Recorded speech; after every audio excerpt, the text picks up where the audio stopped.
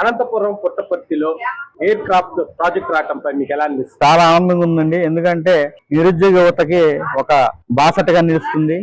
రాయలసీమలో నిరుద్యోగులకి 1,00,000 ఉద్యోగాలు ఉపాధి కల్పన కలుగుతుంది. అలాగే మరి గత ప్రభుత్వంలో బూమ్ బూమ్ బీర్ బ్రాండ్ కి అంబాసిడర్ జగన్మోహన్ రెడ్డి అయితే, ఈ ప్రభుత్వంలో రాయలసీమలో రాయల్ ఎన్ఫీల్డ్ అలాగే ఫైటర్ జెట్ పుట్టపర్తిలో సంస్థని పరిశ్రమను తీసుకురావడంలో బ్రాండ్ అంబాసిడర్ నారా చంద్రబాబు నాయుడు గారు. చాలా ఆనందంగా ఉందండి. ఎందుకంటే రాష్ట్రంలో ఉన్న ప్రజలు ఈ సంస్థలు రావడం వల్ల వాళ్ళ పిల్లలకు ఉద్యోగ భవిష్యత్తు కలుగుతుంది. అలాగే ఆర్థికంగా ఎదుగుతాము. మరి అలాగే రాయలసీమని ఒకప్పుడు రాళ్లసీమ అని చెప్పుకునే వాళ్ళు ఈ రోజు రాయలసీమని రాయల్ సీమ అని చెప్పుకోవడంలో సక్సెస్ అయిందని మేము అనుకుంటున్నాం. రాయలసీమలో పుట్టపర్తిలో ఎయిర్ క్రాఫ్ట్ డిఫెన్స్ సంబంధించిన ప్రాజెక్ట్ రావడంపై మీకు ఎలా అనిపిస్తుంది? మాకు చాలా ఆనందంగా ఉందండి. మేము స్వాగతిస్తున్నాం ఆ విషయంలో. అలాంటి కంపెనీలు అలాంటివి రాబట్టి ఎంతమందికో పిల్లలకు కూడా ఉద్యోగాలు అవి వస్తాయి. అందరూ కూడా చాలా హ్యాపీగా ఉన్నారు ఆ విషయంలో. అది అంత పెద్దది మనకు వస్తుందంటే అసలు ఇంకా ఎంతమందికి జాబులు వస్తాయోనో. అది రాయలసీమ రత్నాల సీమ మాట అంతం కాదండి, అది జరిగి తీరుతుంది అనమాట కూటమి ప్రభుత్వంలో. అంటే గవర్నమెంట్ వచ్చిన తర్వాత ఏ ఒక కంపెనీలో పెట్టుబడులు ఏం తేట్లేదని వైసీపీ మాట్లాడుతున్నారు. వాళ్ళేదో పేటీఎం బ్యాచ్ మాట్లాడిన మాటలు ఎవడు పట్టించుకుంటాడండి. కళ్ళు కనబడుతున్నాయి, చెవులు కనబడుతున్నాయి, అందరూ చూస్తున్నారండి. చక్కగా వస్తున్నాయండి. ఎక్కడెక్కడ కంపెనీలన్నీ కూడా ఎత్తుక్కుని మరీ వస్తున్నాయి. మరి మొన్న అట్లా రాయల్ ఎన్ఫీల్డ్ బండి వచ్చినప్పుడు కూడా కోర్టులో కేసు వేసాడు ఆడు ఎవరు. మరి ఇప్పుడు మనకి ఏదైనా వస్తున్నాయి అంటే వద్దని చెప్పి కేసులు వేయటం అంటే బిడ్డల నోటికాడ కూడా తీసేయటమే కదండి, భవిష్యత్తు నాశనం చేయటమే కదా. ఇదైతే ఎవ్వరు ఎప్పుడు ఎలాంటి రాజకీయ నాయకుడైనా నేను ఆ కంపెనీ తెస్తానో లేకపోతే ఇంకోటి పెడతానో నాకు ఓటేయండి అని అడుగుతాడు. ఇదేం కారణం అర్థం కావట్లేదు. వీళ్ళు మేము వస్తాము లేకపోతే రపరప అంటాము, లేదంటే కంపెనీలు ఎత్తేయమని చెప్పి కోర్టులో వేస్తాము. ఇదంతా ఒక శాడిజం అండి. ఈ శాడిజాన్ని ఎంత తొందరగా వదిలించుకుంటే రాష్ట్రానికి అంత మంచిది. సార్, ఈ గవర్నమెంట్ వచ్చిన తర్వాత రాష్ట్రానికి పెట్టుబడులు రావడంపై మీకు ఎలా అనిపిస్తుంది? చాలా సంతోషంగా ఉంది, చాలా ఆనందంగా ఉంది. ఇప్పుడు చూడండి, పుట్టపర్తిలో తీసుకొస్తున్నారు 300 చిల్లర ఎకరాల్లో. అది వైఎస్ రాజశేఖర రెడ్డి కూడా ఆ ఏరియా ముఖ్యమంత్రులు ఎంతమంది పనిచేశారు మన స్టేట్ కి.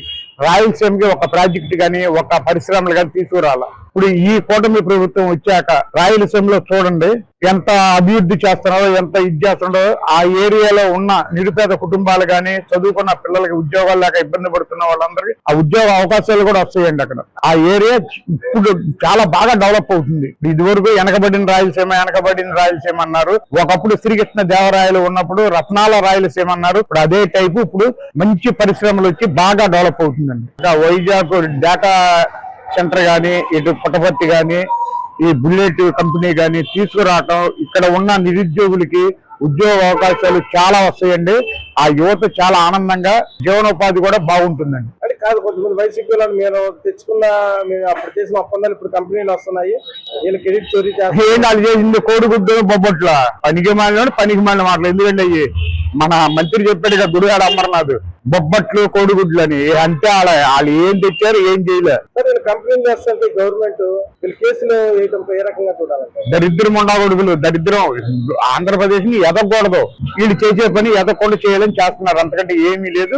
అది కూటమి ప్రభుత్వం చేస్తుంది, వాళ్ళకి ఎక్కడ పేరు వస్తుంది అని చెప్పని వీళ్ళు కేసులు వేసి ఇట్లా చేస్తున్నారు. మాట ఇలాగ చేసేవాళ్ళు ఏం చేయాలంటారు? ఏం చేయాలి? బట్టల ప్రదేశ్ రోడ్లు అమ్మట కొట్టాలి సార్. పిచ్చోళ్ళని రాళ్లు పెట్టి కొడతారు కదా, అట్లా కొట్టాలి. ఈరోజు 10th క్లాస్ ప్రైవేట్ స్కూల్ ధీటుగా గవర్నమెంట్ స్కూల్లో అత్యధిక మార్కులు రావడంపై మీరు ఏమంటారు? మీకు ఎలా అనిపిస్తుంది? ఏమంటే ఇంతకు ముందు ప్రైవేటు స్కూళ్లలో ర్యాంకుల కోసం పోటీ పడేవాళ్ళు. ఈ టర్మ్ ప్రభుత్వ పాఠశాలల్లో మంచి ర్యాంకులు వస్తున్నాయి విద్యార్థులకు గాని విద్యార్థులకు గాని. ఇది అంటే ఏంటంటే ప్రభుత్వ పాఠశాల పనితీరు మెరుగుపడిందని అనుకోవాలి మనం. దాన్ని కొంతమంది వైసీపీ వాళ్ళు ప్రభుత్వ ధనం వృధా చేస్తున్నారు, యాడ్ల రూపంలో అది ఇదని మాట్లాడుతున్నారు. దాని మీద మీరేమంటారు? ఏమంటే ప్రభుత్వ పాఠశాలలో చదువుకున్న విద్యార్థులు అంటే లేనోళ్ళ అర్థం. ఆ లేనోళ్ళు కూడా ఇంత ఉత్తీర్ణత వచ్చింది, ర్యాంకులు వచ్చినాయి అని చెప్పి రాష్ట్రంలో ఉన్న ప్రజలకి తెలియజేస్తారు. కాబట్టి అది ఏం తప్పేం కాదు. దాన్ని వృధా ఖర్చు అని ఎందుకు అనుకోవాలి? అది ఎంత ఇద్ది? మహా అయితే 10 లక్షల ఇద్దాం, వాడికి అంతకుమించి ఏమైంది? రాష్ట్ర ప్రభుత్వం 10 లక్షలు కూడా భరాయించలేదు, భరాయించిందిగా. కోట్లు ఖర్చు పెట్టేస్తున్నారని వైసీపీ మాట్లాడుతున్నారు. దాని మీద మీరు? వైసీపీ వాళ్ళు మాట్లాడతారండి, వాళ్ళ మాటలు లెక్కలో లేవు. వృధా అంటే ఏంటి? ఇంత ముందు జగన్ గవర్నమెంట్ లో ఎకపఫ్లకు 100 కోట్లు, ఏంటి పెయింట్లు వేస్తానికి తీస్తానికి 3000 కోట్లు, బోట్లకి ఏంటి పిల్లలు చదువుకునే బ్యాగుల మీద, బ్యాడ్జీల మీద, టైల మీద, మన బెల్టుల మీద, షూల మీద, పుస్తకాల మీద ఫోటోలు వేసినందుకు 1000 కోట్లు అయ్యి వృధా ఖర్చులు అంటే. ఇది వృధా ఖర్చు అండి. ఒక పేద మధ్యతరగతి చదువుకునే పిల్లలు ఇంత ఇన్ని ర్యాంకులు వచ్చినాయి అని చెప్పి రాష్ట్రం మొత్తం తెలిసిద్ది. వీళ్ళని చూసి వేరే విద్యార్థులు కూడా పోటీ పడతారు చదువుకోవడానికి. ఈ వైసీపీ వాళ్ళు ప్రతి దాన్ని విమర్శిస్తూ కూర్చుంటారండి. వాళ్ళ మాటలు పట్టించుకోకూడదు. ఇప్పుడు ప్రభుత్వం బాగా పనిచేస్తుంది, అందులో విద్యాశాఖ ఇంకా బాగా పనిచేస్తుంది. ఏంటంటే ముందు ఈ ఉపాధ్యాయులను తీసుకెళ్లి జగన్మోహన్ రెడ్డి టైంలో ఏం చేశాడు, బార్ల దగ్గర వైన్ షాపుల దగ్గర లైన్ లో నుంచోబెట్టాడు లైన్లు సరి చేస్తానికి. ఏంటి వాళ్ళకి ఎంత అవమానం అది. ఇప్పుడు వాళ్ళు శుభ్రంగా చదువు చదువుతున్నారు కాబట్టి విద్యార్థులు ఎంత మంచి ర్యాంకులు వస్తున్నాయి. కూటమి ప్రభుత్వం వచ్చిన తర్వాత ఆంధ్రలో చూసినట్లయితే రోజుకో పరిశ్రమలు తీసుకొని వస్తున్నారు.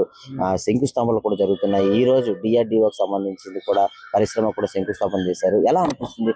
అది ఆ యాక్టివిటీస్ వైజాగ్ లో అయితే నిరంతరం జరుగుతున్నట్టు తెలుస్తుంది. అందువల్ల సంతోషించాల్సిన విషయం. బేసిక్ గా టీడీపీ గవర్నమెంట్ మొదటి నుంచి ప్రో డెవలప్మెంట్ కదా, అది ముందు నుంచి ఉంది. ఆ ఇమేజ్ కి తగ్గట్టే వాళ్ళు చేస్తున్నారు. ఇప్పుడు గతం కంటే కూడా ఇప్పుడు బాగా చేస్తున్నట్టు అనిపిస్తుంది నాకు. బేసిక్ వైజాగ్ ఎక్కువ ఫోకస్ గా చూస్తున్నాం, కానీ నేను న్యూస్ లో చూస్తుంది అయితే అన్ని జిల్లాల్లో చాలా జిల్లాల్లో అవుతుందండి ఇలాంటి యాక్టివిటీస్. అందువల్ల చాలా మంచి విషయం. నా అబ్జర్వేషన్ అంటే మొన్న ఈ 10th క్లాస్ మార్కుల విషయంలో మంచి రెస్పాన్స్ వచ్చిందండి. ఎందుకంటే ఆయన అంటే ఇలాంటివి ఎప్పుడైనా గవర్నమెంట్ ఏదైనా మంచి అచీవ్ చేసినప్పుడు మార్కెటింగ్ చేసుకోవడం చూస్తుంటాం. బట్ ఇది ఇందులో స్పెషల్ ఏంటంటే కొంచెం ఆయన ముందే చెప్పారు. ఇది ఈ బిగినింగ్ లోనే నాకు అది చూసిన ఆ వీడియో చూసినప్పుడు నాకు మంచిగా అనిపించింది. ఆయన ఏం చెప్పారంటే ప్రైవేట్ విద్యా సంస్థలాగా గవర్నమెంట్ వాళ్ళకు కూడా ఒక యాడ్ ఇచ్చే పరిస్థితి రావాలి అని అనడం ఒక బయట చూశాను. దాన్ని బట్టి ఇది చాలా మంచి జనాల్లో కూడా చాలా మంది లైక్ చేశారండి. ఇది ఈ యాడ్ అలా రావడం, అసలు ఆలోచన అచీవ్మెంట్ చేయడం ఒకటైతే ఆ యాడ్ చేయడం కూడా మంచి మంచి పాజిటివ్ వైబ్ వచ్చింది. బ్రో, ఇప్పుడు గవర్నమెంట్ వచ్చిన తర్వాత ముఖ్యంగా విశాఖలో చూసినట్లయితే ప్రపంచంలోనే అతిపెద్ద data centre Google data centre అనేది మన విశాఖకు వస్తుంది. ముఖ్యంగా యూత్ ఎట్లా ఫీల్ అవుతున్నారు ఇంత పెద్ద డేటా సెంటర్ రావడం వల్ల? చాలా గొప్పగా ఫీల్ అవుతున్నాం. ఎందుకంటే ఐటీ సెక్టర్ అనేది డెవలప్ అయ్యింది. అలానే మా CSC స్టూడెంట్స్ కానీ వాళ్ళకి చాలా యూజ్ అవుతుంది. ఇంకా మన వైజాగ్ డెవలప్ అయ్యింది, ఇన్కమ్ అనేది జనరేట్ అయ్యింది. ఉందండి వస్తుంది. ఎందుకంటే చాలా మంది బీటెక్ గ్రాడ్యుయేట్స్ చాలా మంది అవుతున్నారు. ఇంకా చాలా మందికి ఉద్యోగం వచ్చే హైదరాబాద్ లోనే సేమ్, ఇంకా అందరు వైజాగ్ వచ్చే ఛాన్సెస్ చాలా ఎక్కువ ఉన్నాయి. బాగుంది అంతా. కానీ చాలా మందికి మెకానికల్ స్టూడెంట్స్ కానీ ECE స్టూడెంట్స్ కానీ చాలా మందికి ఉద్యోగాలు వచ్చే ఛాన్సెస్ చాలా ఉన్నాయి. ప్లేస్మెంట్స్ అవడం అవన్నీ చాలా యూజ్ అవుతాయి. ఎలా ఉండబోతుంది అంటే భవిష్యత్తులో మన ఆంధ్రప్రదేశ్ ఇన్ని సంస్థలు వస్తుంది, రోజువారీ సంస్థలు వస్తున్నాయి. ఎలా టైం పట్టిద్ది కానీ డెవలప్ చాలా అయ్యింది. అలాగే మాక్సిమం జాబ్స్ పెట్టి కూడా అన్ఎంప్లాయ్మెంట్ నుంచి ఎంప్లాయ్మెంట్ అవుతే ఛాన్సెస్ ఉన్నాయి. విశాఖపట్నంలో చూసినట్లయితే ప్రపంచంలోనే అతిపెద్ద డేటా సెంటర్ అనేది గూగుల్ డేటా సెంటర్ అనేది నారా చంద్రబాబు నాయుడు గారు ఇనాగ్రేషన్ చేశారు. ఎలా అనిపిస్తుంది? చాలా ఉపయోగపడుతుంది. ఎందుకంటే దీని ద్వారా బాగా డెవలప్మెంట్ జరిగి యువతకి చాలా ఉపయోగపడతాయని, నిరుద్యోగం తగ్గుతుంది అని అనుకుంటున్నాను. ఆ గూగుల్ డేటా సెంటర్ చాలా అభివృద్ధి చెందే అవకాశం ఉంది విశాఖపట్నం. చాలా బాగుందండి. ఏమన్నా లోపాలు ఉన్నాయా? ఏం లేవు, చాలా బాగుంది. అభివృద్ధి ఎలా ఉంది మరి అయితే ఏపీ అభివృద్ధి ఆంధ్రప్రదేశ్? చాలా బాగుంది. అంతకుముందు ఈ క్యాంటీన్ ఉండేది కాదు. చాలా మంది పేదలు కానీ పనులకు వచ్చిన వాళ్ళు కానీ చాలా మందికి ఉపయోగపడుతున్నారు. రెండోది అట్లా రోడ్లు ఇవన్నీ ఉండేది కాదు, రోడ్లు ఉండేవి కావు. చాలా చేతనార్గంగా పని కావాలిగా. ఎలా ఉండేది జగన్? పనులు ఆడుండే ఉసుక ఆపేశారు, సరిగా పనులు ఉండేవి కాదు. ఏదైనా పని కల్పిస్తేనే కదా కూలీలకు పనులు ఉండేది. పనులు ఉండేవి కావు, అప్పుడు పనులు చేసేవాళ్ళు కాదు, పని ఉండేది కాదు. లేదు, ఉద్యోగాలు ఇప్పుడు వస్తాయని నమ్మకం ఉంది. నా 3 పిల్లలు గవర్నమెంట్ ఉద్యోగాలు. అయితే ఒకటి జరిగిందండి. మా పెద్ద కుమారుడికి టొబాకో బోర్డులో ఉద్యోగం వచ్చింది. ఆ తెలుగుదేశం ప్రభుత్వంలో వస్తే మా కాడ రూపాయి తీసుకోకుండా మేము ఎరుకులా తీసుకోకుండా సర్టిఫికేట్లు ఇచ్చేశారు. మా చిన్న కొడుకుకి సచివాలయంలో ఉద్యోగం వచ్చింది. వస్తే ఆ సర్టిఫికేట్లు తీసుకోవడానికి 3,05,000 కడితేనే సర్టిఫికేట్లు ఇచ్చారు. వైసీపీ పరిపాలనలో అంటే అన్నారు.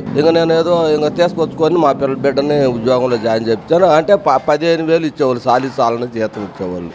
బాగా రిస్క్గా ఉండేది. చాలా ఇబ్బంది పడ్డాం. ఇప్పుడు 35,000 రూపాయలకు పోయిందిగా. ఇప్పుడు వాళ్ళ కుటుంబాన్ని పోషించుకునే స్థాయికి జీతాలు ఎట్నో గట్ట సరే. అప్పుడు సరిగ్గా ఇచ్చేవాళ్ళు కాదు, ఇప్పుడు పర్వాలేదండి.